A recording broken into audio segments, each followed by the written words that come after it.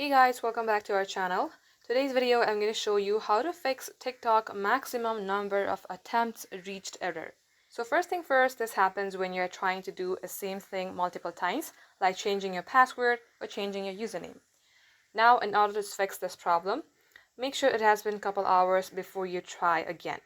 Meaning that the first thing you should do is wait for a couple hours, and even if that is not solving your problem, launch your settings. Once you do so, at the top search bar type in throttling and you will see Wi-Fi scan throttling, which is under developer options. Tap it and then make sure that you untoggle this. Once done, also untoggle mobile data always active. Now once you do so, go back, scroll all the way below, tap on apps. Here also search for TikTok and then tap on this storage button and tap on clear data. Before doing so, make sure that you know all your credentials like your TikTok username and password. Once done, tap delete. Under app info page, tap on force stop and then OK.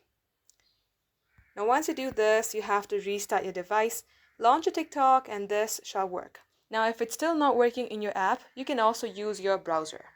Open your browser at the top search bar, type in TikTok login, and you may get logged into your account via a web browser. Just like so guys, thank you all for watching. We will catch you up in our next upload.